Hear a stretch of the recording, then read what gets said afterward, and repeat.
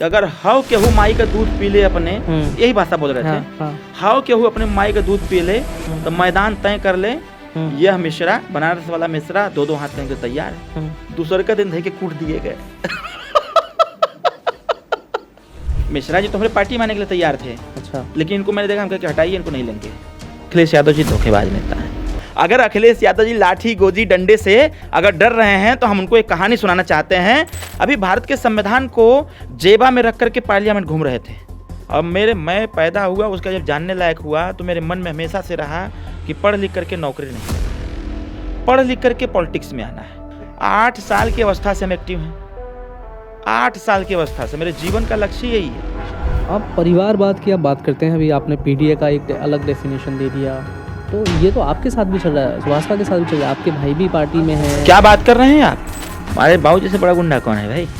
प्रदेश का सबसे अच्छा मुख्यमंत्री मायावती जी, अखिलेश जी। मायावती जी, हाँ जी। बाबू जी ने जो काम सौंपा है पूरी ताकत झोंक देते हैं हम लोग। कोई भी काम हम लोग को सौंपते हैं, फिर ये नहीं देखते हैं कि कैसे नहीं होगा। हम उसको बच्ची बोलते हैं, नाम नहीं लेते उसका, मैं उसको बच्ची बोलता हूँ। जैसे बाबूजी हमारे बहुत कठिनाई से यहाँ तक पहुँचे हैं, हम दोनों भाई बहुत ही मुश्किल से यहाँ तक आए। इसी फिर मैं अपना निकल के बाहर आ रहा था तो कमिश्नर दौड़ते हुए बोला, करे इसको बैठाओ, इसको बैठाओ। 8-10 लोगों ने उठाया और फिर बहुत मार भी मारा, गाली देते हुए कहा कि तुम लोग नेता बनते हो। जेल हम लोग गए, रात भर भय का माहौल बना था। बड़ा बड़ा इतना मोटा मोटा डंडा रखा हुआ था और इंस्पेक्टर कह रहा था कि तो हमको कह रहा था कि इसमें से चयन करो कि कौन सा डंडा तुम्हारे लिए सूट करेगा। और डायरेक्ट बहन जी का फ़ोन आया और फ़ोन लाउड स्पीकर पर था, सुनाई भी दिया कि इनका खिदमत थोड़ा अच्छे से करना। मन में एक क्रोध और क्रोध का संकल्प जेल में मैंने लिया कि आप बीजेपी में आए तो आरक्षण पे क्या किया जो आपका बड़ा मुद्दा था, जाति जनगणना पे क्या की जो बड़ा मुद्दा था। हाँ, ये थोड़ा कठिन सवाल है। ये लोग आज आरोप लगाते हैं एनडीए सरकार पर, वो ये अखिलेश यादव जी अपने गिरवन में झांक के नहीं देखते, मायावती जी अपने गिरवन में झांक के नहीं देख रही हैं कि जब उनकी सरकार थी उन्होंने क्या किया था। खिचड़ी खाने के लिए थरिया गिलास कटोरी दिया गया था। अखिलेश यादव जी ने मिड डे मील की व्यवस्था किया था, कॉपी किताब की नहीं किया था, मिड डे मील की व्यवस्था किया था। जो लाठी से डर जाए वो कैसा नेता भाई? अरे बाबूजी हमारे खलासी थे। एक तो गाड़ी का ड्राइवर होता है जो सवारी ढोते हैं सब सड़कों पर, एक ड्राइवर होता है और एक सवारी भरने वाला व्यक्ति होता है, तो जो खलासी बोलते हैं वो अंडर ट्रेनिंग रहता है ड्राइवरी में। कि जुल्म, जाति, अन्याय, अत्याचार के खिलाफ बगावत का नाम सुहेलदेव भारतीय समाज पार्टी। नमस्कार, न्यूज़स्टार 7 मीडिया में आप सभी का स्वागत है। आज हमारे साथ हैं एक ऐसी हस्ती जिनको हमेशा आप किसी न किसी बयान को लेके, किसी न किसी चीज़ों को लेके हमेशा सोशल मीडिया में, न्यूज़ों में चर्चित और चर्चा का विषय बने रहते हैं। नाम है अरविंद राजभर जी, जो कि सुभाषपा पार्टी के राष्ट्रीय प्रमुख महासचिव हैं। कैसे हैं आप?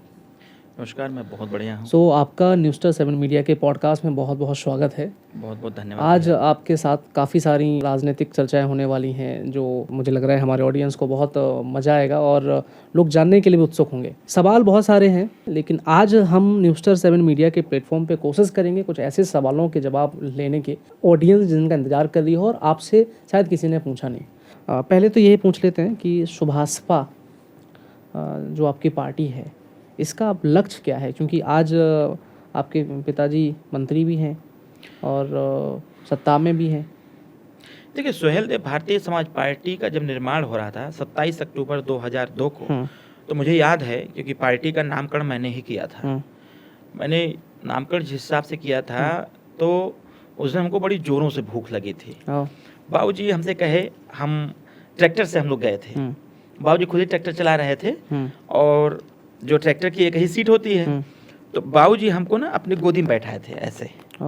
हमको यहाँ बैठाए थे, बाकी लोग ट्राली में बैठे थे, कुछ लोग ट्रैक्टर के इधर दोनों साइड में बैठे थे। तो हम लोग अपना गए, तो गांव के लोगों को लेके गए, तो ये हुआ कि ये पार्टी बनानी चाहिए। हमारी दादी हमारे बीच में नहीं है। जब बाबूजी बहुत बार धोखा खाए, डॉक्टर सोहेल पटेल जी ने भी बाबूजी को धोखा दिया, बहन मायावती जी ने भी धोखा दिया और बहुत सारे लोगों ने धोखा दिया। तो दादी हमारी कहीं कि बच्ची, जब तुम इतना मेहनत करते हो, सबके पार्टी के संगठन को तुम मजबूत करते हो, तो काहे नहीं तुम अपनी पार्टी बना लेते हो। तो बाबूजी एक दिन हम लोग बैठे थे, नीम का पेड़ है तो उसी के नीचे हम लोग बैठे थे, और हम लोग उस दिन खा रहे थे, वो चना का घुघरी बना था और गुड़ का रस बना था। अच्छा, तो वही हम लोग खा तो करके, ये भी बताओ ये होता है क्या ये चना? ये चना को मतलब गांव में हाँ। बॉयल करके हाँ, उसको उबाल करके फिर तेल उल डाल करके उसमें आलू अच्छा डाल अच्छा करके अच्छा, उसको हाँ हाँ, ठीक बना ठीक देते हैं। ठीक, और गुड़ का, हाँ जैसे एक तो गुड़ भेली हाँ होता हाँ है, हाँ, तो एक गुड़ लिक्विड टाइप का भी होता है। ओके, तो हम लोग, जो तुरंत बनता है। हाँ, ओके, तो उसको स्टोर करके रखते थे। हम्म तो वह मतलब जब ना ज़्यादा दिन होता था तो वो चीनी का स्वरूप पकड़ लेता था। तो उसको निकाल करके, गर्मी का समय है, हाँ। अमूमन गांव में ऐसा चलता हाँ, रहता है। हाँ, तो हम लोग गुड़ का हम्म, उसको रस बनाते थे, उसको ओके, बना करके फिर उसमें दही डालते थे ओ, और दही डाल करके उसको फिर हम लोग पीते थे। अच्छा, जैसे तो अभी उसको, अभी पीते हैं आप? हाँ, गांव जाते हैं तो तो मिल करते जाता हैं। है, पी लेते हैं। चलिए, तो ये जब भी आपसे कभी आपके गांव आना हुआ तो ये डिश एकदम एकदम जरूर हम टेस्ट आपको कराइएगा। कराएंगे। ठीक है, तो इसी को हम लोग खा रहे थे, तब तक दादी हमारी, कहीं बाबूजी हमारे बड़े भावुक थे, हाँ, बहुत परेशान थे कि अब क्या किया जाए। ठीक। बाबूजी हमारे सब इंस्पेक्टर भी हो गए थे वन विभाग में। अच्छा। उसका वन विभाग का इंस्पेक्टर भी हो गए थे, हम्म, ज्वाइन करके रिजाइन कर दिए। अच्छा, ये कब क्योंकि की बात बाबूजी है? कहे, बहुत पहले की बात है, हम लोग उसमें थे। हम्म, तो बाबूजी एग्जाम दिए तो वन विभाग के इंस्पेक्टर भी हो गए, ज्वाइन भी कर लिए। ज्वाइन करके फिर बाबूजी का मन नहीं लगा, उन्होंने रिजाइन दे दिया। तो कहे कि ये सब फालतू काम है, हम इसके लिए नहीं बने हैं। तो दादी माता जी ने बहुत कन्विंस किया बाबूजी को। तो ऐसे हम लोग बैठे थे तो बाबूजी कहे कि, दादी बोली कि ए बनाओ एक ठो पार्टी अपनी। कहे कि जे बनैले है पटिया, दादी हमारी जैसे बोले कि बच्ची, बाबूजी को प्रकाश बोलते हैं घर पर, गांव पर सब लोग प्रकाश बोलते हैं, और हमको टीपू बोलते हैं। ओह, हमारा घर का नाम टीपू सुल्तान है। अच्छा, हाँ, तो बाबूजी को प्रकाश बोलते हैं, हमको टीपू। तो मैं सुनता बड़ा ज्यादा हूँ, ओके, बोलता मैं कम हूँ। जैसे कोई कुछ अगर बोलता है तो हाँ। मैं सुनता बहुत गंभीरता से हूँ। ठीक है, हमको जैसे आप अभी एक बात बोले ना कि बहुत नकारात्मक चीजें भी लोग बोलते हाँ। हैं, गाली गलौज भी देते हैं। हाँ।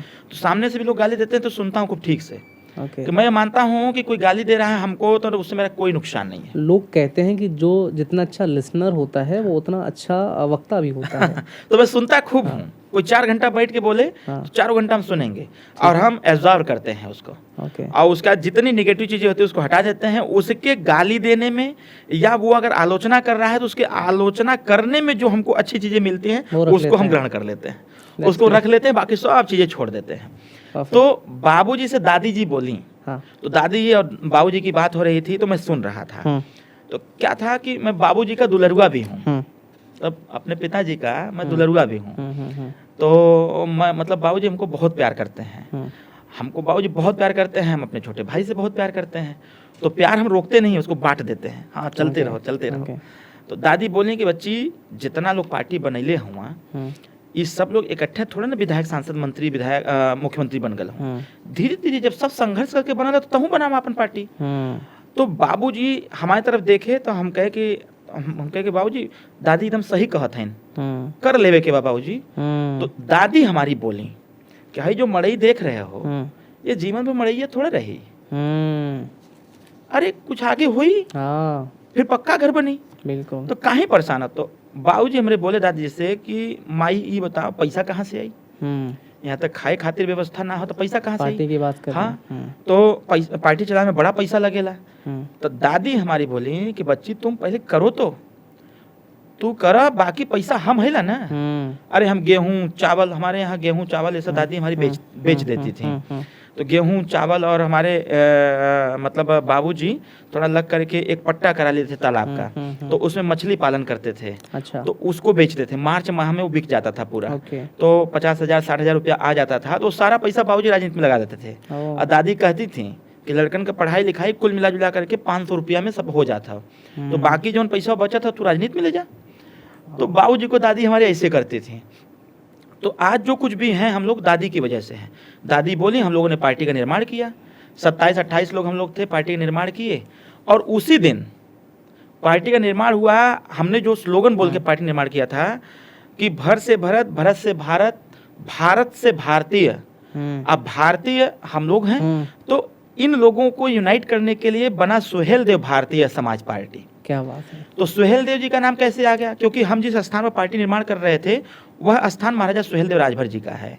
वहाँ मूर्ति लगी हुई है सारनाथ में, अष्ट धातु की मूर्ति है महाराजा सुहेल देव राजभर जी की। अच्छा। तो उनको हम लोग अपना सब कुछ माने, आराध्य मानते हुए हमने पार्टी का नाम के आगे सुहेलदेव लिखा। झंडा बाबूजी ने दिया था लिख करके गुलाबी कलर का, ओके। कि झंडा गुलाबी रहेगा। लेकिन जब मैं बड़ा खड़ा होकर बोल रहा था तो आगे से एक स्कूली बस आ रही थी और उस पे लगा था पीला झंडा। ओके। अब वो सामने से आ रहा था, हम गुलाबी न कह के हमने पीला बोल दिया। हमने कहा कि पार्टी का झंडा पीला रहेगा, कोइंसिडेंटली और चुनाव निशान छाता रहेगा। ठीक, चुनाव निशान छाता रहेगा, झंडा रहेगा पीला। बाबूजी देखने लगे, तो फिर उसके बाद बाबूजी अपना खड़ा होकर ताली बजाए, कहें कि जो बोल दिया वही बोल दिया। क्या बात है। तो फिर उसका पीला हमारा झंडा का वो पड़ गया। और क्या था कि मतलब यह दो चीजों से आया। एक तो सुहेलदेव जी की जो अष्ट धातु की मूर्ति है, तो उस समय उनके जो पटका लगाए थे सुहेलदेव जी, जो हम लोग फोटो में देखे थे, उनका पूरा वस्त्र ही पीला था। तो एक तो उससे मैं दिमाग में बैठा लिया था कि मतलब पीला रहेगा तो ठीक रहेगा। और दूसरा बस पर आ रहा बड़ा सा झंडा था, हम कहे कि पीला दूरियों से दिख रहा है, इसी को रख लेते हैं। मतलब बोलते बोलते मेरे दिमाग में आ गया। तो ये ऐसे हो गया, पार्टी बनाया गया। 6वें महीना बाद एक चुनाव हो गया, उपचुनाव चिरई गांव का। ओके। तो 228 वोट पाए थे हम लोग उस समय। तो जब पहला इलेक्शन 228 वोट, तो ये हुआ कि चलिए कम से कम 228 लोग पार्टी करे तो सपोर्ट तो किए। तो इससे एक सकारात्मक ऊर्जा हम लोगों को मिली, फिर कंटिन्यू हम लोग यहाँ तक आए। आप परिवारवाद की आप बात करते हैं, अभी आपने पीडीए का एक अलग डेफिनेशन दे दिया, परिवार डेवलपमेंट अथॉरिटी। तो ये तो आपके साथ भी चल रहा है, सुभाषपा के साथ भी चल रहा है। आपके भाई भी पार्टी में हैं, आप भी पार्टी में हैं, माननीय मंत्री जी भी पार्टी में हैं, और तो तीनों लोग कहते हैं, आरोप लगाते हैं, मैं नहीं कह रहा हूँ, ये विपक्ष आरोप लगाता है कि आप भी तो विपक्ष, हाँ ऑब्वियसली, कि आप भी तो परिवार को ही बढ़ावा दे रहे हैं ना। अच्छा। अभी आप एमपी का इलेक्शन लड़े आप घोसी से। बात है। हाँ जी। अच्छा ये बताइए, हाँ, पार्टी का निर्माण हमने किया, ठीक है, हम लोग संघर्ष करके यहाँ तक आ रहे हैं, ठीक है, पैरासूट पहन के थोड़ी है, ठीक, अखिलेश यादव जी की तरह, ठीक है। आज इतने सांसद, भाई चुनुआ तो हम ही लड़े ना, छोटा भाई तो नहीं लड़ा। और वहाँ कौन को लड़ा, सब लोग एक तरफ से लड़ गए, एक के घर में पूरी लोकतंत्र बस गई। उनका कहना है कि आप ही को टिकट मिली, छोटे भाई को मिलती तो वो भी लड़ा। क्या बात कर रहे हैं, हम खुद नहीं लेने देते, हम खुद नहीं देते। मान देखिए, अखिलेश यादव जी को मैं टारगेट नहीं कर रहा हूँ, अखिलेश यादव जी एक उदाहरण है, उदाहरण है हर एंगल से। जो भी आप पूछेंगे सब कुछ अखिलेश यादव जी के यहाँ है, सब कुछ है। पारिवारिक विवाद भी पूछेंगे तब भी वहीं पर आएंगे हम। आप पीडीए के बारे में पूछेंगे, परिवार वाला, तब भी हम वहीं आएंगे।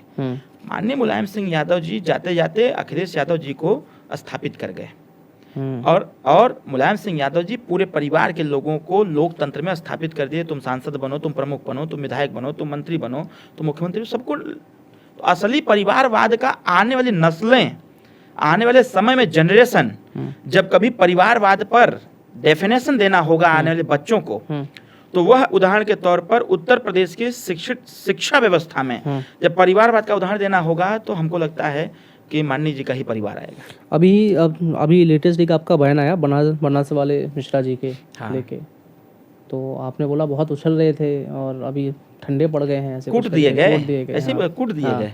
तो इसमें कौन सी बड़ी बात है, वो तो खुली चुनौती वही दे रहे थे। मैं कई बार समझाया था मिश्रा जी को, समझाया मैं पर्सनली हमने कहा, बात होती थी आप एकदम। हाँ, मिश्रा जी तो हमारे पार्टी में आने के लिए तैयार थे। अच्छा। लेकिन इनको मैंने देखा, हम कहा हटाइए, इनको नहीं लेंगे।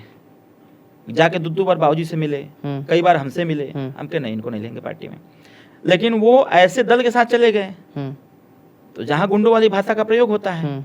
और मिश्रा जी एक दिन हम वीडियो में देखे, मिश्रा जी ने बोल दिए कि अगर हाउ केहू माई का दूध पी ले अपने, यही भाषा बोल रहे थे, हाउ केहू अपने माई का दूध पी ले तो मैदान तय कर ले। यह मिश्रा, बनारस वाला मिश्रा, दो हाथ करने के तैयार है। दूसरे का दिन थे कि कूट दिए गए। और उसके बाद बचाव में क्या कह रहे थे, आप तो मौज ले लिए, मतलब मिश्रा जी के मुद्दे पे। अरे भाई, तो मिश्रा जी को समझना चाहिए कि उत्तर प्रदेश की 24 करोड़ आबादी है ना, 63% युवा है देश का। अब किसी भी युवा का अगर भाई बात लग जाएगी तो फिर खोजेगा ना मिश्रा जी को। तो मैदान छोड़िए, सड़किए पर हो गया। और ये तो पूरा प्री प्लान था मिश्रा जी का। वीडियो जो जारी हुआ वो तो मिश्रा जी का प्री प्लान था। मिश्रा जी को लगा बातचीत इनकी हुई होगी, ये समझाने का प्रयास किया होगा, ऐसा मत बोलिए। मिश्रा जी उसी तहस में आके बोल दिए होंगे कि आप समझा देते ला। अरे भाई, मिश्रा जी ही उसकी पिटाई कर रहे थे। शेर बने थे, बिल्ली बन गए। काहे नहीं, कहे तो पूरा एकदम गुटखा खा करके एकदम, मतलब बनारस में पान तो प्रचलन है, खा के दांत काला कर लिए हैं और जोर जोर से बोल रहे थे कि मैं ये हूँ मैं हूँ, तो हमने तो कह दिया, हमने कहा कि शेर बने थे साला बिल्ली बना के छोड़ दिए लोग। अभी एक बयान आया था आपका, आपने कहा था कि आपकी जान को खतरा है। किससे खतरा था आपकी जान को? क्या था वो मामला? देखिए ये बहुत दिन से चल रहा है, ये आज से नहीं, 2015-15 से लगातार कोई हमको लगता है कुछ टीम है जो आपको टारगेट करती है? टारगेट कर रही है हमको। ये मेरे साथ 6-7 बार ऐसी पता घटना लगा है। कौन टीम है? कई बार कई लोगों को जेल भेजवाया मैं, ओके। लेकिन ये बार बार नए लोग उत्पन्न हो जाते हैं, पता नहीं कहाँ से। अभी बीच में सोशल मीडिया बाकायदे वीडियो बना के जारी किया था कि सार्वजनिक स्थान पर बम से उड़ाएंगे, सार्वजनिक स्थान पर गोली मारेंगे। अच्छा। तो हमको नहीं पता था, वो एक लड़के ने हमको व्हाट्सएप किया, मैंने देखा, फिर जब मैंने उसके रील्स को देखा, उसके आईडी को देखा, तो फिर मैंने देखा कि बहुत सारे ऐसे पड़े हुए थे वीडियो, और उसमें वो लिखा था, मेरे सारे कार्यक्रम को अपडेट करता था, अपना लोकेशन भी देता था। जैसे मैं कहीं खड़ा होकर भाषण दे रहा हूँ तो अपने मोबाइल से वहाँ का वीडियो बनाता था और एक डिस्टेंस अपने तरफ फ्रंट कैमरा करके अपने को दिखाता था कि मैं यहाँ हूँ और वो वहाँ है, ऐसे करके।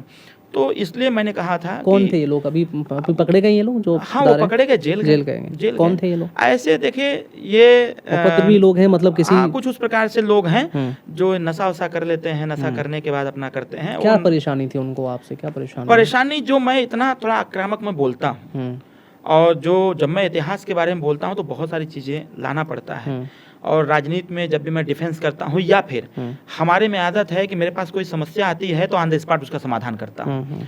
तो मेरे इससे भी करने से जो विपक्षी रहता है वो परेशान होता है और वो इस प्रकार का कृत्य करने का प्रयास करता है। जहाँ ये संघर्ष चल रहा था तो पिताजी यानी कि आपके बाबूजी क्या क्या उस समय संघर्ष करने पड़े राजनीति में? क्या चैलेंजेस आए उस समय, और क्या सही डिसीजन रहे और क्या गलत डिसीजन रहे? देखिए बाबूजी को मैं पहले बताया कि बाबूजी बड़े संघर्षशील व्यक्ति हैं, मेहनती हैं।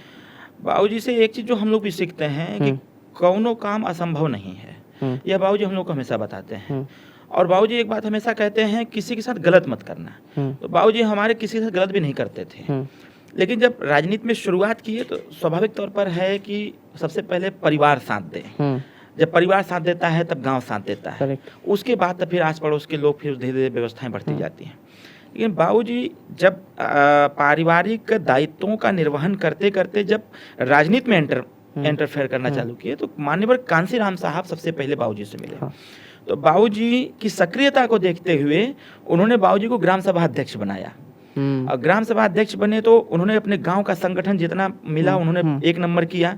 कांसीराम जी आए तो मंत्री जी का समीक्षा लिए, बोले यार तुम तो बड़ा अच्छा काम कर रहे हो, तो बाबूजी को सेक्टर अध्यक्ष बना दिए। तो सेक्टर अध्यक्ष बनाया तो अमूमन 6-7 गांव का बाबूजी ने संगठन बनाया। फिर काम की समीक्षा हुई तो बड़ा अच्छा लगा उनको, तो उन्होंने कहा कि ऐसा है तुम चलो ब्लॉक में। तो बाबूजी को ब्लॉक से फिर विधानसभा, और एक समय ऐसा आया कि बहन मायावती जी प्रदेश अध्यक्ष थी, बाबूजी को जिलाध्यक्ष बना दिया गया। पूरे बनारस जनपद के संगठन को बाबूजी ने होल्ड किया।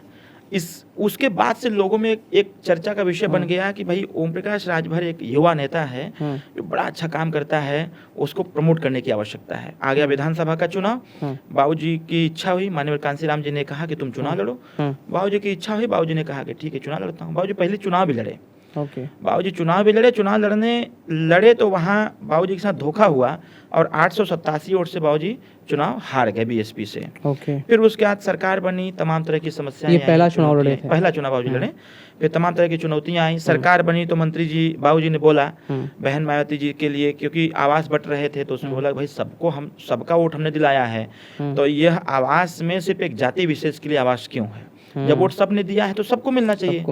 तो बहन जी को यह बात अच्छा नहीं लगा। राजभर समाज के और नेता बीएसपी में थे, उन लोगों ने बाबूजी की शिकायत किया बहन जी से। बहन जी मुख्यमंत्री पहली बार, और उसी समय बाबूजी से झगड़ा हुआ बहन जी से, और बाबूजी ने तुरंत निकले और इस्तीफा दे दिए। इस्तीफा दिए तो स्थितियाँ थोड़ी दयनीय हो गई हम लोगों की। फिर उसके बाद सारे लोग, और बहन जी ने निष्कासित भी कर दिया बाबूजी को। तो धीरे धीरे अपना चलते रहे मंत्री बाबूजी। उसका फिर उसी काम में लगे, कमर्शियल खेती, अपना घर का काम धाम देखना, हम लोगों को पढ़ाना लिखाना, गांव के बच्चों को प्रोत्साहित करना पढ़ने लिखने के लिए। गांव में अगर कोई गलत काम करता था तो उसको बाबूजी अपने डांट फटकार के सही करके उसको सही रास्ते पर लेके जाते थे। लेकिन फिर धीरे धीरे बाबूजी को से मुलाकात हुई स्वर्गीय डॉक्टर सुनील पटेल जी से। सुनील पटेल जी से मुलाकात हुई तो फिर बाबूजी अपना दल के युवा मोर्चा के प्रदेश अध्यक्ष बने, वहाँ भी काम किए। तो बाबूजी के जीवन में चुनौती बहुत ज़्यादा आती थी, बहुत ज़्यादा चुनौती। ऐसा क्या कारण है कि बहन जी अभी बहुत स्लो हो गई हैं, बहुत बात नहीं करती, कई बड़े मुद्दे हो जाते हैं, उन पर अपने स्टेटमेंट नहीं देती, अपने सवाल नहीं उठाती। देखिए, बहन जी का राजनीति करने का टेक्निक अलग है, उनका एजेंडा अलग है, उनके सारे मतलब क्या उनका आपका कार्य क्या करने का मेरा तरीका और एक तरीका है, अलग है। क्या अंदर से सपोर्ट करते हैं बीजेपी का? नहीं, मैं अंदर इसको वाली नहीं कोई कह बात हो तो सकता। बता ना दीजिए। ना ना, ऐसा इसको मैं कई नहीं वो वेरीफाई विपक्ष कर वाले सकता। बोलते हैं ना कि बी टीम बन तो गई है विपक्ष बहन जी, ले हल्ला। मायावती जी की। बहन जी ही बोलती हैं अखिलेश यादव की बीजेपी की बी टीम है। तो वो तो ऐसे लोगों को कहने के लिए बोल देती है ना। नहीं नहीं, कहने के लिए तो ऐसे कहने के लिए अखिलेश यादव भी बोल देते हैं, तो उसमें कौन सी बड़ी बात है। तो ए टीम, बी टीम, सी टीम सब चलता रहता है इसी में। आपका सपना है मंत्री जी को मुख्यमंत्री बनाने का? 100% है। सुहेलदेव भारतीय समाज पार्टी का निर्माण किया हूँ, तो जब एक कब विधायक तक पर संभावनाएं हैं कि मंत्री जी अरे मुख्यमंत्री? भाई, जब जब झारखंड में एक विधायक पर मुख्यमंत्री बन सकते हैं, हाँ। नीतीश जी रह सकते हैं, हाँ।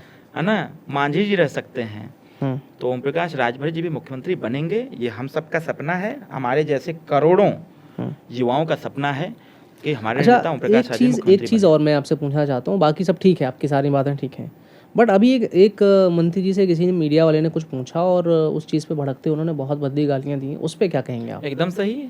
जो भ्रष्टाचारी नहीं, अगर बैठ के आप भ्रष्टाचार का इतने आरोप बड़े पद लगाएंगे, पे बैठे हैं, आपको तो ये चीज़ नहीं बोलनी चाहिए ना। एकदम मैं समर्थन करता हूँ इसका।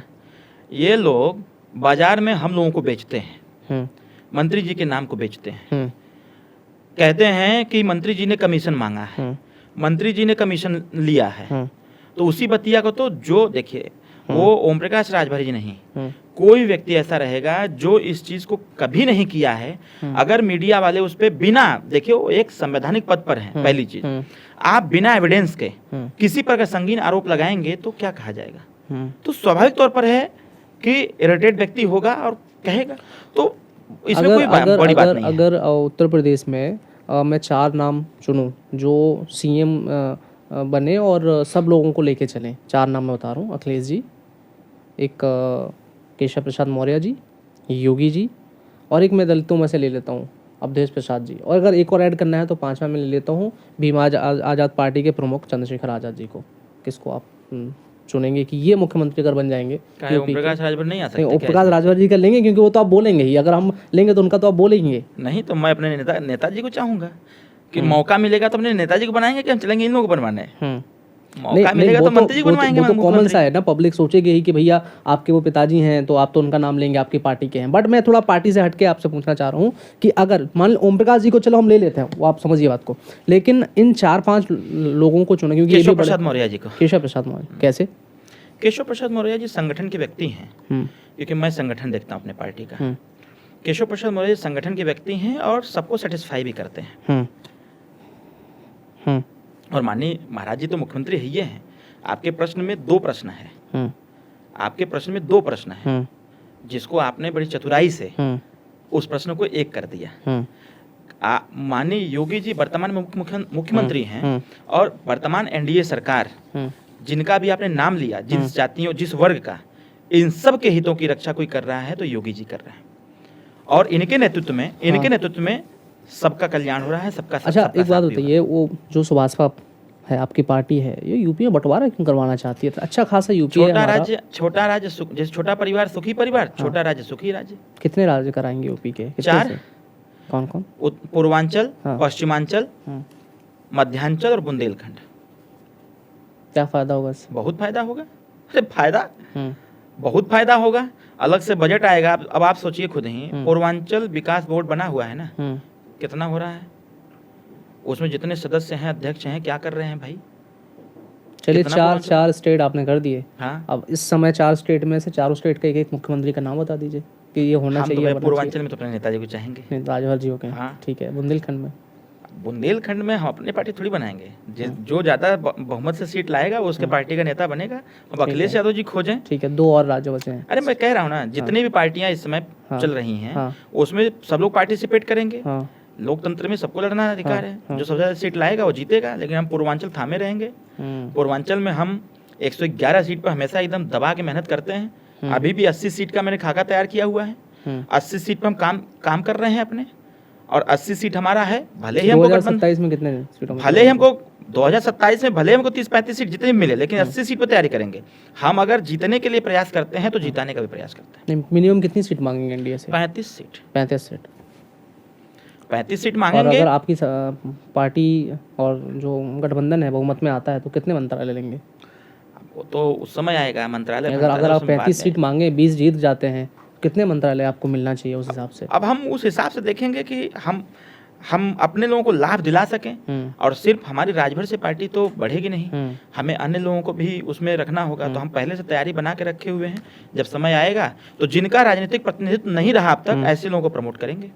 जातीय जनगणना के फायदे क्या हैं आपके? यूपी की बात करेंगे हम, बाकी प्रदेशों की बात नहीं बहुत करेंगे। फायदे हैं। क्या फायदे हैं? आप इस जाति को जानते हैं?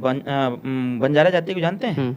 खंगार को, रैकवार को, हाँ, नट को, नट साउंड। अब हम बताते हैं आपको, यह लोग नहीं है क्या दलित? राजभर, बिंद, केवट, मल्लाह, पाल, प्रजापति, चौहान, हम यही बात पूछना चाहते हैं। जातिगत जनगणना अखिलेश यादव जी चाहते हैं कि हो, हम भी चाहते हैं कि हो। ठीक है भाई, जब जातिगत जनगणना सब लोग चाहते हैं कि हो, तो 2022 के विधानसभा के चुनाव में समाजवादी पार्टी ने एक भी कश्यप को टिकट नहीं दिया। क्यों? ऐसा कोई विधानसभा नहीं है पश्चिमांचल का जिस विधानसभा में 20,000, 25,000 से लेकर के 60,000, 70,000 तक, 90,000 तक कश्यप समाज का वोट ना हो। आखिर क्यों नहीं दिया? क्या ये इस जाति के नेता क्या राजनीति में नहीं आना चाहते? तो आप भी इलेक्शन लड़ रहे थे, सलाहकार। मैं बताता हूं उस बात को। 403 विधानसभा उत्तर प्रदेश की, अखिलेश यादव जी ने एक भी बंजारा को टिकट क्यों नहीं दिया? अखिलेश यादव जी ने एक भी खंगार को टिकट क्यों नहीं दिया? अखिलेश यादव जी ने एक भी अर्कवंशी को टिकट क्यों नहीं दिया? अखिलेश यादव जी ने एक भी कश्यप को टिकट क्यों नहीं दिया? अखिलेश यादव जी ने एक भी नट को टिकट क्यों नहीं दिया? अखिलेश यादव जी ने एक भी जो सबसे निचले स्तर पर आता है बनवासी को टिकट क्यों नहीं दिया? क्या वो इस लोकतांत्रिक व्यवस्था में, राजनीति में अपनी सहभागिता नहीं कर सकता? हम उनके सलाहकार नहीं थे, हम उनके सहयोगी थे। शुरू से लेकर अंत तक कहते रह गए कि अखिलेश यादव जी ऐसे समाज को फ्रंट पे लाइए, तभी आप जीत पाएंगे। हमने दिया, हमने मैनपुरी सीट से उठा करके हम उसको ले आकर के दिए कहां पर पता है? सोहरतगढ़ सीट, सिद्धार्थनगर में। हमने अपने पार्टी के प्रदेश अध्यक्ष प्रेमचंद कश्यप जी को हमने वहां लड़ाया, चुना, 3,000 से हारा। काहे कश्यप वोट करेगा आपको? हमने अपने पार्टी से सुनील अर्कवंशी को हरदोई लड़ाया, कहते रह गए कि अर्कवंशी को लड़ाया, नहीं लड़ाया उन्होंने। ये क्या है? जातिगत जनगणना की बात कर रहे हो आप, और जो जातियां सामाजिक, शैक्षणिक, आर्थिक और राजनीतिक स्तर से पीछे हो गई हैं, भारत का संविधान कहता है कि हर 10 साल में आरक्षण का सर्वेक्षण होना चाहिए, और जो भी हर स्तर से पीछे हो गए हैं उनको आरक्षण का लाभ देना चाहिए। संविधान ने यह भी कहा है कि 50% ही आरक्षण किसी भी वर्ग, किसी भी समूह, किसी भी जाति को मिलना चाहिए। 50% से अगर ज्यादा आरक्षण दिया जाता है तो उसको सामान्य कैटेगरी में जोड़ देना चाहिए। अखिलेश यादव इसके पक्षधर क्यों नहीं हुए? 3 अक्टूबर 2012 किसकी सरकार थी? अखिलेश यादव जी। क्यों नहीं बोले भाई इस पे? यह इस पे क्यों नहीं बोलते हैं? अगर जातिगत जनगणना की बात कर रहे हैं वो, तो इस पे क्यों नहीं बोलते? अभी भारत के संविधान को की प्रति जेबा में रख करके, जेबा में रखने से संविधान की रक्षा होगी? जेबा में रख करके पार्लियामेंट घूम रहे थे, जेबा में रख करके मन से भाषण देते थे। अरे हम लोग भारतीय, सुन लीजिए, भारतीय संविधान को हम लोग अपने कपार पर रख के ढोते हैं कि क्योंकि हमको पता है कि भारतीय संविधान की महत्ता कितनी है। अखिलेश यादव जब भी सदन चला है ना, पूरा संविधान को लेकर के वो वोट लिए, जीत गए और बहबाई लूट रहे हैं कि ऐसा हो गया, वैसा हो गया। क्या एक बार भी संविधान पर चर्चा हुआ क्या सदन के अंदर? क्या अखिलेश यादव जी यहां तक नहीं पहुंच पा रहे हैं कि अगर एक बच्चे को विद्वान होने के लिए अगर हिंदी, गणित, अंग्रेजी, फिजिक्स, केमिस्ट्री, बायोलॉजी, अगर यह सारी चीजें पढ़ना अनिवार्य है, तो क्या भारत का संपूर्ण अध्ययन अनिवार्य नहीं है? बिल्कुल है। अगर हम प्राइमरी विद्यालय से उनको हिंदी, अंग्रेजी, गणित, फिजिक्स, केमिस्ट्री पढ़ाया जाता है, तो क्या प्राथमिक विद्यालय से भारतीय संविधान नहीं पढ़ाया जा सकता है? क्यों नहीं बात करते हैं इस पे भाई? तो अभी तो क्यों नहीं चर्चा करते हैं? आपको करनी चाहिए ना, सरकार वो तो कर ही क्या बात कर रहे हैं आप? क्यों आप अरविंद राजभर घोसी लोकसभा चुनाव लड़ रहा था, मैं यह बात चिल्ला चिल्ला के बोलता था। यह बात मैं दलितों के बीच में बोलता था कि डॉक्टर अंबेडकर साहब ने अमृत दिया हुआ है। बिल्कुल, डॉक्टर अंबेडकर साहब ने संविधान दिया हुआ है, जिस संविधान से हम अपने हर चीज की सुरक्षा कर सकते हैं। यह संविधान सिर्फ किताब बनकर न रह जाए, इस संविधान का पठन पाठन प्राथमिक विद्यालय से आप एक होना चीज चाहिए। बताइए कि संविधान सबसे ज्यादा, लेकिन चूंकि अभी अखिलेश जी ने कहा संविधान खतरे में है, संविधान खतरे में है, सबसे ज्यादा सुरक्षित कहाँ है? मैं बताता हूँ, संविधान सबसे ज्यादा सुरक्षित शैक्षणिक संस्थानों में होगा। हम्म, शैक्षणिक संस्थानों में सबसे सुरक्षित करिए, फिर संविधान होगा। उसको कराइए। कैसे? कैसे? जब संविधान का संपूर्ण अध्ययन बच्चा पढ़ना चालू कर देगा, जिस दिन से पढ़ना चालू करेगा उसी दिन से भारतीय संविधान की सुरक्षा चालू हो ये जाएगी। बड़ी मुद्दे की बात है, लॉजिक की बात है कि हर कोर्स, हर सिलेबस आपकी पढ़ाई में है, सिलेबस में है, हर तरह की चीजें हैं, बट संविधान को क्यों नहीं किया जाता? ये है ना, ये प्रश्न है ना, बहुत बड़ी बात है ये बड़ी बात है ना। कि अगर संविधान को कर दिया जाए तो मतलब हर आदमी आपसे सवाल कर लेगा, भाई, क्वेश्चन करेगा आपसे। तो मैं तो वही बात कह रहा हूँ ना, आखिर अखिलेश यादव इस पे क्यों नहीं बोलते? नहीं तो केवल अखिलेश यादव जी क्यों, वो तो कहते हैं बहन ये मायावती को संविधान बोलना को चाहिए ना। करिए। हाँ बिल्कुल, मैं बोलता हूँ, मैं एनडीए गठबंधन का साथी हूँ, हमारा कोई भी संबोधन सुनिए बड़े मंचों से, हर मंच से मैं कहता हूँ, हर मंच से बोलता हूँ कि मैं अभी 31 तारीख को गया था, प्रधानमंत्री जी से मिला, अभी कल गृह मंत्री जी से भी मिलना था मेरे को, नहीं मिल पाया क्योंकि जम्मू कश्मीर में जो घटना घट गई। पीएम साहब से मैं मिला था, मैं उस दिन सर से मैंने कहा, गृह मंत्री का बयान आया था उस समय जब वो बाबा साहब ऐसे कुछ बोल दिए, उस पर काफी बवाल हुआ। उन्होंने गलत बोला था, डिसरिस्पेक्ट किया, बिल्कुल गलत बोला था। अभी आपने एक बात बोला उसका था, विरोध किया, भले एकदम मन से हमने कहा, हमने कहा माननीय गृह मंत्री जी जो बोले हैं वो गलत बोले हैं। माननीय मंत्री जी ने कहा गलत बोले हैं, फिर उसको मैंने संशोधित करके मैंने कहा कि गृह मंत्री जी को ऐसे बोलना चाहिए था। लेकिन जो मैंने बात बताया, यह बात सबको बोलना चाहिए, जो भी राजनीति में है। मैं मीडिया के तरफ से इस चीज का आपका सपोर्ट करूंगा। संविधान को सिलेबस में होना चाहिए, स्कूल में पढ़ाई में आपको पढ़ाया जाना चाहिए। संविधान बहुत इंपॉर्टेंट है, प्राथमिक विद्यालय से पढ़ाया जाना चाहिए। संविधान लोग जब संविधान को पढ़ेंगे तभी तो वो नेताओं से सवाल कर पाएंगे, वही बात तभी है वो ना। अपने अधिकार जान पाएंगे। इससे मैं एग्री करता हूँ। अखिलेश यादव को ये बात नहीं आती है क्या अखिलेश यादव मुख्यमंत्री रहे आप हमें हैं? एक चीज बताइए, आप अखिलेश यादव जी के पीछे ही क्यों पड़े रहते मैं हैं? पीछे इसलिए पड़ा हुआ हूँ ना, क्योंकि विपक्ष के नेता हैं वो। हाँ, तो और आप सरकार में हैं। अरे भाई, सरकार को आईना कौन दिखाएगा? बताइए, सरकार के कार्यों को आईना कौन दिखाता है? लेकिन आप तो आईना देख चुके हैं, अब आप बता रहे हैं तो तभी तो मैं कह रहा हूँ ना। हाँ, सरकार, इस समय हम सरकार में हैं, हम सत्ता हैं, विपक्ष अखिलेश यादव जी हैं, और पॉलिटिकल साइंस में पीएचडी है। हमने पढ़ा है किताबों में, ठीक है, कि सरकार को आईना सरकार के व्यक्ति नहीं दिखा सकते, सरकार को आईना हमेशा विपक्ष दिखाता है। सरकार के कार्यों की समीक्षा विपक्ष करता है। सरकार में बैठे हुए जो लोग हैं, जनता के हितों को कितना वह सकारात्मक प्रभाव पहुंचा रहा है, कितना नकारात्मक प्रभाव पहुंचा रहा है, इसका आकलन हमेशा विपक्ष करता है। आखिर विपक्ष कर क्या रहा है भाई? विपक्ष सो क्यों रहा है? विपक्ष हमेशा आंदोलन करते हैं तो आप लाठियां बसा देते हैं। क्या बात कर रहे हैं? जो लाठी से डर जाए वो कैसा नेता भाई? अरे सत्ता के खिलाफ आवाज, अगर क्या हमारा भारत का संविधान, तब फिर किस प्रकार का संविधान लोग लेकर टहलते हैं? ज्यादा करते हैं तो ईडी सीबीआई अरे की जांच भाई, बैठा वो देते अलग हैं। का विषय है। हाँ। आखिर ईडी और सीबीआई से भी रक्षा संविधान ही करेगा, लाठी गोजी डंडे से की रक्षा संविधान ही क्या बात कर रहे हैं आप? भारतीय संविधान ही कहता है, भारतीय संविधान ही कहता है भाई, कि अगर सत्ता और सरकार आपकी बात न सुने तो आप सबसे पहले आप शांत प्रिय तरीके से धरना प्रदर्शन करिए। ठीक है, धरना के माध्यम से आप धरना प्रदर्शन करिए। अगर फिर भी सरकार नहीं सुनती, क्या आप लोग राजनीति करते हैं? सुनिए हमारी बात, क्या राजनीति करते हैं भाई?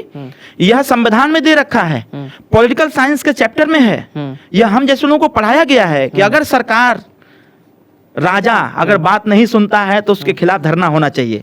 धरना प्रदर्शन, शांत पे धरना प्रदर्शन से अगर बात नहीं बनती है तो थोड़ा सा रोष व्यक्त करना चाहिए। अगर उससे बात नहीं बनती है तो आंदोलन का स्वरूप लेना चाहिए। अगर आंदोलन से बात नहीं बनती है तो क्रांतिकारी आंदोलन होना चाहिए। क्रांतिकारी सुनिए, जब तक तो डंडे बरसते हैं, बेचारों को भगा दिया जाता है ये खदेड़ खदेड़ के। क्या हक हिस्सा अधिकार, हक हिस्सा अधिकार। अगर अखिलेश यादव जी लाठी गोजी डंडे से अगर डर रहे हैं तो हम उनको एक कहानी सुनाना चाहते हैं। सुनाइए। उनको बताना चाहता हूं कि अखिलेश यादव जी चिंता ना करिए, क्योंकि कहा गया है कि देश हमारा भूखा नंगा घायल था बेकारी से, मिले न रोजी रोटी दर दर भटके बने भिखारी से, बदली सत्य अहिंसा बदली लाठी गोजी डंडे से, प्रजातंत्र की सड़ी लाश पर लोकतंत्र के झंडे से। क्या बात है। आज जो उत्तर प्रदेश और देश की स्थिति बदल रही है ना, यह लाठी खाने वाले लोग, डंडा खाने वाले लोग, तमाम तरह के अपमानित होने वाले लोगों के हाथ में यह कमान है। आज देश बदलता हुआ नजर आ रहा है। अखिलेश यादव जी को अगर भय सता रहा है लाठी गोजी डंडे से, तो अखिलेश यादव जी को फिर राजनीति से त्याग देना चाहिए। और मेरी बात भारतीय संविधान भी कहता है, इस बात का इजाजत भी देता है। कौन ऐसा राजा है भाई जो जनता की बात नहीं सुनेगा? इस लोकतांत्रिक व्यवस्था में जनता मालिक होती है और जनता का जब जब हनन हुआ है तो जनता तो ने जब एक जनता- बड़ा आंदोलन करने का काम हाँ। किया है। अखिलेश यादव जी डर रहे हैं। नहीं, चलिए मान लिया आपकी बात की डंडे लाठी आंदोलन करने चाहिए, लेकिन फिर ये कहाँ तक ठीक है कि जो पार्टियां किसी चीज़ का विरोध करती हैं तो उनको आप जेल में डलवा देते हैं? लूट ले CBI भैया, लूट मचलवा ना रहे पछताए के, गरीबन के मर गए अपन का पिंडा पार पार के खाए के। जो लूटेगा ईडी सीबीआई उसको दे के चापेगा। लेकिन विपक्ष का आरोप कुछ और है कि भाई हमने जो, कहने हमने पीछे कहना ईडी पड़ा था। क्योंकि आपकी तो एजेंसी ही है ना, कंट्रोल क्या तो बात सरकार कर का ही है ना। सरकार अभी अभी आपको एक छोटा सा उदाहरण मैं देता हूँ। भारतीय जनता पार्टी के ही, हाँ। आप थोड़ा पीछे जाएंगे, फ्लैशबैक में जाएंगे, आप ठीक है, देखेंगे ठीक है। या इंटरनेट पे सर्च करिएगा, हाँ। आपको मिलेगा कि भारतीय जनता पार्टी के कई विधायकों के खिलाफ हाँ, खुद सीबीआई और ईडी की जांच बैठी हुई थी। क्या बात कर रहे हैं? कब की बात आप है? देखिए ना, पीछे फ्लैशबैक में जाइए ना भाई साहब, हम्म। इंटरनेट पे डालिए ना, हम्म। आपको मिलेगा कि भारतीय जनता पार्टी के ही तात्कालिक विधायक या सांसद या मंत्री के खिलाफ ईडी सीबीआई पहुंची हुई चलिए थी। चलिए, अभी जैसे अजीत पवार हैं मुंबई से, महाराष्ट्र से, ठीक है, वो उन पे कई हजार करोड़ का घोटाले का आरोप लगा, और भी कई ऐसे बड़े नेताओं के अगर आप कहें तो मैं नाम ले दूंगा, ठीक है, वो सीधा बीजेपी में आए तो सारे ईडी मीडी सब देखिए, ऐसा सॉल्व हो नहीं गया। है, नहीं, ऐसा आप अब ये जो कह रहे हैं ना उसका मैं जवाब दे रहा हूँ आपको कि सारे केसेस सबके ऊपर चल रहे हैं। हाँ, फिर हाँ, बीजेपी में आने के शिथिलता आ बाद, गई है। बीजेपी में आने के बाद क्या वो मतलब गंगा जल में नहा लेते हैं? अखिलेश यादव जी के भी लोगों के खिलाफ हाँ। सारी चीजें चल रही थी, हाँ। तो गतिमान तो नहीं है। हाँ, वो हल्फा मचा हुआ, साइलेंट हो गया, आया नहीं आया, जो चीजें हैं वो चल रही हैं लगातार। चलिए अभी बताइए, ओबीसी SC ST का सबसे बड़ा नेता कौन है यूपी में? देखिए, बड़ा कठिन प्रश्न है। आप बता नहीं। सबसे बड़ा नेता सिंगल तो हम नहीं बता सकते। देखिए, बहन मायावती जी दलितों की बड़ी नेता हैं। ओके। मुलायम सिंह यादव जी ओबीसी के हम्म। सबसे बड़े नेता थे। ओके। अखिलेश यादव जी नहीं संभाल पा रहे हैं। देखिए, हम उनके सामने अभी, हमारा कद भले ही छोटा है, लेकिन मैं जो बताया ना, मैंने बड़ा अध्ययन किया है। 8 साल की अवस्था से राजनीति में भ्रमण मैंने किया है। हम लोग भी साथ रह करके, साथ छोड़ करके दोनों स्थिति को हमने परखा है, देखा है। लेकिन देखा जाए तो उत्तर प्रदेश की पॉलिटिक्स में अगर जो एक नजरिया है निचले स्तर पर, देखिए, जो हम लोगों ने ओबीसी मतलब पिछड़ा, अति पिछड़ा, सर्वाधिक पिछड़ा, पिछड़ों के नेता अखिलेश यादव जी हैं। ओके। जैसा अखिलेश यादव जी बोलते हैं, तो बोलते हैं PDA बोलते मैं हैं। तो बता रहा हूँ ना, पीडीए परिवार डेवलपमेंट अथॉरिटी है, उस पर मत जाइए। अच्छा। अखिलेश यादव से पूछेंगे पीडीए का फुल फॉर्म, तो उन्हीं के साथ रहने वाले लोग नाराज हो जाते हैं।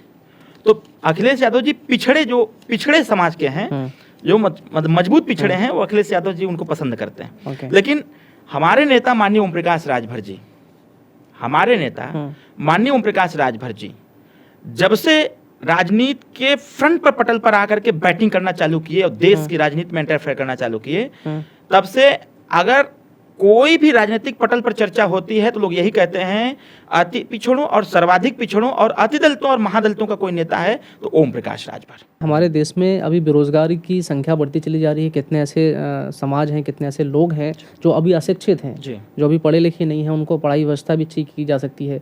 सरकारी जो हॉस्पिटल्स हैं उनको बेहतर किया जा सकता है, सरकारी स्कूल हैं उनको बेहतर किया जा सकता है। कई सारे ऐसे मुद्दे हैं जहाँ देश में विकास के नाम पे सिर्फ भाषण होते हैं, चीज़ें होती हैं। देखिए, आपको मैं बताऊं, हम जो चाहते हैं, जब तक युवा नेतृत्व सदन के अंदर नहीं होगा, क्योंकि आज बदलता हुआ समाज है, आज युवा पढ़ा लिखा है, पढ़ लिख रहा है, वह पॉजिटिव नेगेटिव सारी चीज़ों को देख रहा है, खुद से आकलन करता है कि समाज कैसा होना चाहिए, खुद से आकलन करता है कि शिक्षा का बदलाव कैसा होना चाहिए, खुद से आकलन करता है कि हमें रोजगार किस प्रकार के करने चाहिए। वह तमाम तरह की चीज़ें वो खुद सोच रहा है। तो मेरा मानना ये है कि देश की पॉलिटिक्स में बदलाव होना चाहिए और युवाओं को प्राथमिकता देना चाहिए, ताकि युवा राजनीति में आवे और वो सेलेक्ट हों, चुनाव जीत करके पार्लियामेंट या लेजिस्लेटिव असेंबली में आवे, और आकर के जब तक युवा चर्चा नहीं करेगा, बहस नहीं करेगा नेक्स्ट जनरेशन के लिए, आपने जो कहा ना, हम अतीत की चर्चा कर रहे हैं, बीते हुए कल की चर्चा कर रहे हैं, हम भविष्य की चर्चा नहीं कर रहे हैं। बीते कल से हम अतीत को जान करके हम वर्तमान का निर्णय ले सकते हैं, भविष्य निर्धारित नहीं कर सकते। हम भविष्य का निस्तारण और उसका निर्धारण हम वर्तमान की समस्याओं पर चर्चा करके हम आगे का भविष्य तय कर सकते हैं कि हमारे अगले जनरेशन के लिए हम क्या दे रहे हैं। मैं आपकी पार्टी से ही संबंधित एक सवाल करता हूँ, आप इसको बढ़िया सोच समझ के इसका जवाब दीजिएगा। अगर आपकी पार्टी को कभी मौका मिला, क्योंकि समय का कुछ पता नहीं कब कहाँ किसको लेके जाए, आपकी पार्टी को मौका मिला कभी बड़ा, केंद्र में भी उनका आपका वर्चस्व रहा, हिस्सेदारी रही, और किसी प्रदेश में भी आपकी सरकार बन जाती है आपकी पार्टी की, तो क्या उस समय के बाद या उस आपकी पार्टी इस मुहिम को बढ़ाएगी कि कभी हम इतिहास पे बात नहीं करेंगे, हम फ्यूचर के लिए सोचेंगे, हम 50 साल आगे ही सोचेंगे, हम 100 साल आगे के लिए सोचेंगे और देश के इकोनॉमी में जेन्युइनली हम काम करेंगे? देखिए, स्वाभाविक क्या क्या काम कर सकते हैं, क्या क्या मुद्दे हो सकते हैं, ये जरूर बताइए अपनी। सबसे पहले तो शिक्षा के स्तर को बदलने की आवश्यकता है। प्रथम दृष्टया आज बेरोजगारी है, हमें अपनी शिक्षा में तकनीकी शिक्षा इंक्लूड करने की आवश्यकता है। जो लड़के और लड़की में विभेद होता है उसको खत्म करने की आवश्यकता है। अभी आप देखिए कितना अच्छा उदाहरण अभी आज का कल का है, यूपीएससी टॉपर शक्ति दुबे, लड़की बलिया की बनी ना। जिन महिलाओं को पीछे करने का, जिन बच्चियों को गर्भ में ही मार दिया जाता था, आज इन बच्चियों ने यह प्रूफ किया कि हम लोग भी कर सकते हैं। तो यह जो भेद होता है इसको खत्म करने की आवश्यकता है। और शिक्षा, देखिए फ्री में राशन दिया जा सकता है, फ्री में राशन दिया जा सकता है, तो फ्री में शिक्षा क्यों नहीं दी जा सकती है? शिक्षा की गुणवत्ता को ठीक करने के लिए कर दें लेकिन शिक्षा दें। हाँ, शिक्षा फ्री। हमारी जब सरकार आएगी तो हम उत्तर प्रदेश में चाहे जितना पढ़ना होगा, तो मैं बता रहा हूं। एक चीज़ मैं आपको ऐड कर रहा हूँ कि शिक्षा की बात होती है, स्कूल सब ठीक है, प्राइमरी स्कूल की चलो हम बात करते हैं, लेकिन जहाँ प्राइवेटीकरण हो रहा है, प्राइवेट स्कूल्स चल रहे हैं, वो सब मात दे देते हैं। कोई भी अपने बच्चों को सरकारी स्कूल में नहीं पढ़ाना चाहता। आप नहीं पढ़ाएंगे अपने बच्चों को सरकारी स्कूल में? अटल आवासीय विद्यालय 18 मंडल में बना हुआ है। जरा अटल आवासीय विद्यालय की जो शिक्षा पद्धति है, जरा एक बार उस पर गौर करिएगा। हम तो कहेंगे उसी समीक्षा करिएगा। जितने कॉन्वेंट विद्यालय हैं इस समय उत्तर प्रदेश में, उसको भी मात दे करके अटल आवासीय विद्यालय आगे बढ़ रहा है। अटल आवासीय विद्यालय में retired IAS, retired PCR, retired IPS, सैनिक विद्यालय का प्रिंसिपल, केंद्रीय विद्यालय का प्रिंसिपल जो रिटायर्ड हो गया है, ऐसे लोग वहां पढ़ा रहे हैं। पढ़ कौन रहा है? पढ़ वो रहा है जो मनरेगा में काम करता है, उसके बेटा और बेटी पढ़ रहे हैं। शिक्षा की गुणवत्ता कैसे नहीं बदलेगी? काम करना चाहिए ना। हमारे पार्टी के एजेंडे में था ये वाला अटल आवासीय विद्यालय की कोई ऐसी शिक्षण संस्था खोली जाए जो गरीब बच्चों को पढ़ाने की व्यवस्था करे। अगर आप ऐसा करे। करेंगे तो मेरा चैनल आपका सपोर्ट करेगा। मैं 100% भाई साहब, अभी 18 मंडल पर हुआ है। हम तो यहाँ तक कह रहे हैं जितने ये सरकारी विद्यालय सारे बंद कर दो, और उसमें जो पैसा खर्च होता है वो हर विधानसभा स्तर पर ये अटल आवासीय विद्यालय बनाओ। जितने बच्चे हैं सबको उसमें पढ़ाओ। जब उसमें पढ़ेंगे, जितने रिटायर्ड आईएएस आईपीएस हैं, प्राइवेट जो स्कूल्स हैं उन पे थोड़ा सा अंकुश लगाने की आवश्यकता लगाना चाहिए, उन पे थोड़ा सा कसना चाहिए, क्योंकि एक तो फीस इतनी कर रखे हैं और कई सारी चीज़ों के नाम पे इतना पैसा लेते हैं और आम बच्चे पढ़ नहीं पाते वहाँ पे। मेरिट के बेस पे नहीं होता, पैसे के बेस पे वहाँ पे एडमिशन होता है बच्चों का। जी देखिए, दूसरी चीज़ जैसे एक तो शिक्षा का हो गया, एक लड़का लड़की एक समान पढ़ाई लिखाई। जैसे जब हायर एजुकेशन में हम जाते हैं, जैसे एमबीबीएस करना हुआ, बीडीएस करना हुआ, है ना, तो उसमें बहुत ज़्यादा पैसा लगता है, बहुत कॉस्टली है उसकी पढ़ाई। तो हम यह प्रयास करें कि सरकार का फंड हम मैक्सिमम दें, सरकार का फंड मैक्सिमम दें, कि जिससे कि बच्चा डॉक्टर बनना चाहता है तो उसकी पढ़ाई कर सके, इंजीनियर बनना चाहता है तो उसकी पढ़ाई कम पैसे में कर सके, सब्सिडी के तौर पर मैक्सिमम हम कर ले जाएं। क्योंकि आज जिस प्रकार से है, दूसरी चीज ये होगी। तीसरा हो गया कि बेरोजगारी दर को खत्म करने के लिए, कम करने के लिए हमें छोटे छोटे, ये हमारी पार्टी का एजेंडा रहेगा कि हमें लघु और कुटीर उद्योग को ब्लॉक स्तर पर स्थापित करने की आवश्यकता है। छोटे छोटे कल कारखाने खोलने की आवश्यकता है कि जिससे कि बेरोजगारी दर को हम खत्म कर सकें। जब बच्चा उसमें जाएगा, युवा जाएगा, कमाएगा, तो वो अपने बच्चे की तरफ, अपने परिवार की तरफ ध्यान भी देगा। और जो ये छोटी छोटी चीजें आड़े हाथ आती हैं, जैसे आवास की या शौचालय की या फिर कुछ उस प्रकार की समस्या जो जेन्युइन, मतलब जीवन में जेन्युइन समस्या आती रहती हैं, उसका समाधान यही लोग कर पाएंगे अपने से, जब वो बेरोजगारी से बाहर निकलेगा। तीसरी चीज। चौथी चीज ये है कि एडमिनिस्ट्रेशन को इतना अच्छा करना होगा, हमें यहाँ पर इतना अच्छा करना होगा कि वह जनता के प्रति जवाबदेही दे, जनता ना दे, और उसकी रेटिंग हो, जितने अधिकारी हैं उसकी रेटिंग हो, उसका ट्रांसफर पोस्टिंग जब ऐसी स्थिति उत्पन्न होती हो, तो जैसे गांव में ग्राम प्रधान है, गांव में ग्राम प्रधान है, जिला पंचायत है, इनके माध्यम से उनका वो एक आवे, रेटिंग आवे, कुछ उस प्रकार से किया जाए कि जिससे कि ऑफिसर किसी के साथ बदतमीजी न करे, किसी के साथ पक्षपात न करे, संविधान के अनुसार न्याय संगत कार्य करे। तो इस प्रकार से, और जो हमारा पुलिस प्रशासन है होगा, पुलिस प्रशासन को भी जो वो मानसिक तौर पर परेशान है, फ्रस्ट्रेशन में है, इसमें बदलाव लाने की आवश्यकता है। जब क्योंकि हम रक्षा सुरक्षा की जिम्मेदारी पुलिस के पास है, राजस्व की जिम्मेदारी हमारे डीएम एसडीएम निचले स्तर पर लोगों के पास है। तो इस दो जो मैं कम्युनिटी बोल रहा हूँ, इस दो वर्ग को हमें ठीक करने की आवश्यकता है। क्योंकि जनता जो इरिटेट होती है, तमाम तरह के अपराध होते हैं, ये कहीं ना कहीं आपसी झगड़े में, छोटे मोटे झगड़े हैं जो लंबे समय से पेंडिंग में है, चल रहा है, एक दिन बड़ा रूप ले लेता है, बड़ा स्वरूप लेता है। तो इसको हमें ठीक करने की आवश्यकता है। बहुत ज़्यादा काम नहीं, 4-5 चीज़ें कर देने से हम बहुत अच्छा कर ले जाएंगे। बाजारीकरण भी अच्छा हो जाए कि अच्छे से लोगों को सामान प्राप्त हो, हम कमर्शियल खेती को बढ़ावा दें कि जिससे कि साग सब्जी वगैरह जो जेन्युइन यूज़ में आने वाली चीज़ें हैं वो कम पैसे पर मिले, तो स्वाभाविक तौर पर हम समाज को बदल सकते हैं, अच्छा कर सकते हैं। मंत्री जी एक भाषण में कहते हैं कि देखिए हमारे पास ना बड़े बड़े लोग आते हैं, अतीक अहमद और ये अंसारी, वो लोग, हमसे बड़ा कौन गुंडा है? हाँ, सही कहते हैं। हमारे बाबू जैसे बड़ा गुंडा कौन है भाई? पिताजी मतलब मंत्री जी नहीं है, समाज सेवा राजनीतिक गुंडा है, राजनीतिक गुंडा है। हाँ, वो वाले थोड़ी हैं, राजनीतिक गुंडा है वो। हमारे पिता जैसे बड़ा गुंडा कौन है राजनीति का? चलिए, हमने हर परिस्थिति को झेल के देखा है, हर मोर्चे को हमने संभाला है, और हर मोर्चे को संभाल करके आज हम यहाँ पर खड़े हैं। देश का सबसे अच्छा प्रधानमंत्री अभी तक आप किसको मानते हैं? प्रधानमंत्री नरेंद्र मोदी या मनमोहन सिंह जी? हम तो दोनों लोगों को मानते हैं। नहीं, एक को चुनना पड़ेगा आपको। माननीय मोदी जी। माननीय मोदी जी। ये मत कहिएगा कि आप सत्ता में हैं इसलिए एनडीए के साथ, ये तो आप ही कह रहे हैं। नहीं, आप मत कहिएगा इस चीज़ को, आप मत कहिएगा इस चीज़। चलिए, प्रदेश का सबसे अच्छा मुख्यमंत्री विकास पुरुष किसको कहेंगे? मायावती जी, अखिलेश जी? हाँ, ये थोड़ा कठिन सवाल है। मायावती जी को। मायावती। हाँ जी। क्या किस चीज़ को विकास मानते हैं आप? ये जो बहन मायावती पार्क बनवा दिया हाथियों के लिए, या ये तो क्या अभी विकास कराया? आप लखनऊ में ये देख रहे हैं ना, ये तो कई जगह है, कई भी बड़े शहरों में जाएंगे ग्रामीण स्तर पर, ग्रामीण स्तर पर जो दलित समाज के लोग रहते थे बेचारे, है ना, जिनके यहाँ ठीक से जाने के लिए रास्ता भी नहीं था, ठीक है, बहन मायावती जी ने पूरा उनका सपोर्ट किया। इसको मैं पक्षपात नहीं कहता। बहन मायावती जी ने ऐसे कम्युनिटी को कहीं ना कहीं ऊपर उठाने का काम किया।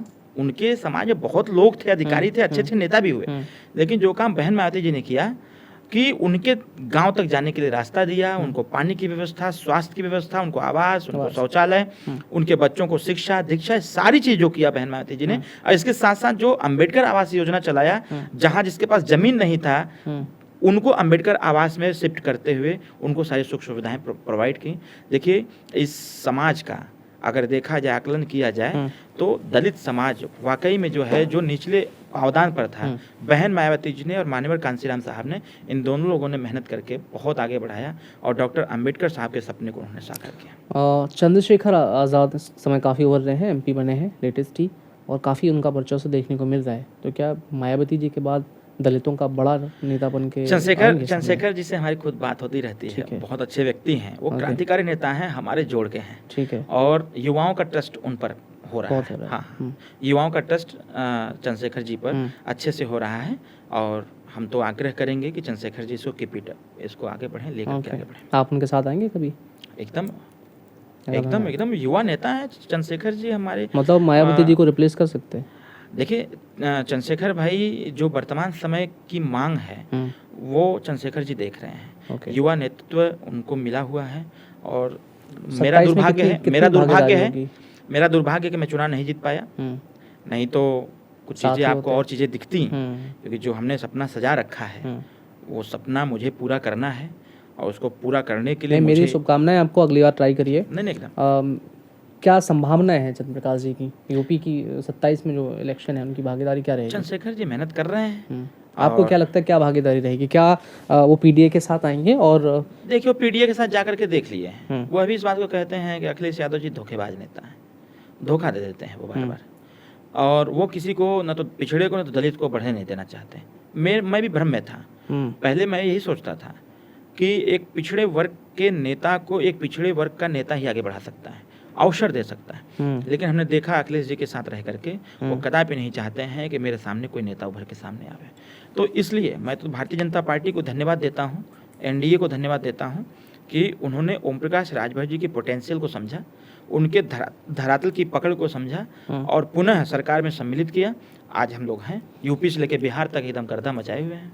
चलिए, हमारे साथ थे अरविंद राजभर जी, जो कि बहुत ही कद्दावर नेता हैं सुभाषपा के, और जितना अभी इन्होंने हमारे साथ डिस्कस किया, जो कुछ उन्होंने बोला, बहुत ही अद्भुत है। मैं जब उनका स्टोरी सुन रहा था, स्ट्रगल का, स्टार्टिंग का इनिशियल स्टेज जो उनकी थी पॉलिटिक्स में आने की, इनके फादर का जो स्ट्रगल्स था, वो काफ़ी आप लोगों को इंस्पायर कर सकता है, जो भी सुभाषपा के फॉलोअर हैं और बाकी लोग जो पॉलिटिक्स में आना चाहते हैं उनको भी प्रेरित कर सकता है। बहुत बहुत धन्यवाद आपका, हमारे यहाँ स्टूडियो में आप आए। बहुत बहुत धन्यवाद।